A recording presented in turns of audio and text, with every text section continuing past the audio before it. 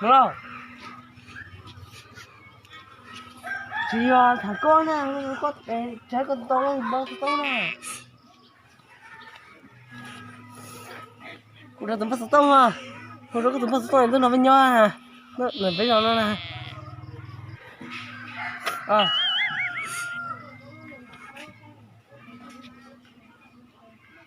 Chạy muốn chơi chung nào.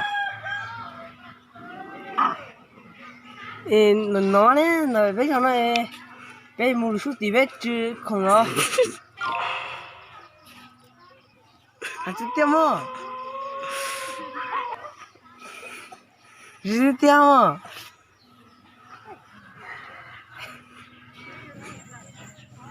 Ê, cha thằng lưu trúng rồi. Nó nè, cha đi thằng lưu trúng rồi. Ủa cha nè, thằng lưu trúng nè. Đi chơi lăng nhau cơ.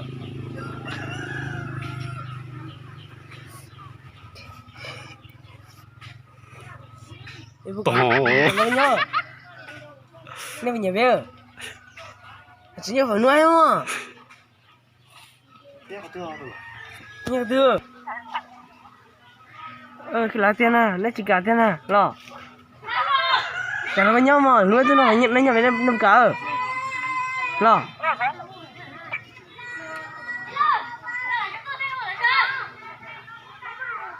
Năm cả. Cả đó. Cái đây thì không xe lại.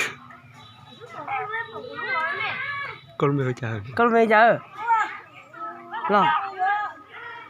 Con mèo chờ. Xem mà, lấy nó lên nhau mà. Lo, chỉ cả khăn bê lo. Luôn cả khăn bê ơi. Khăn bê nó mới tàu hùn lên mà. Lo. Em bảo khăn bê nó mới nhớ thế mà.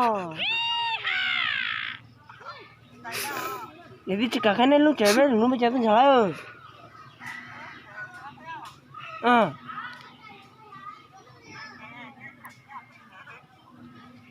Đừng có nó để tiêu.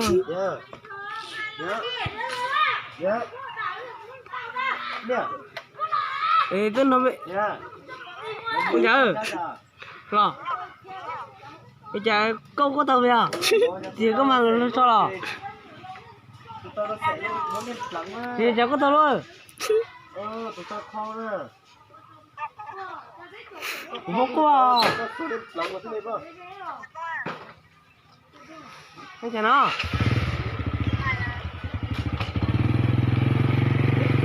Tối này đi bay tí à.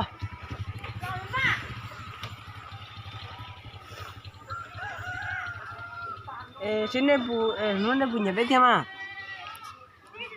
Thôi.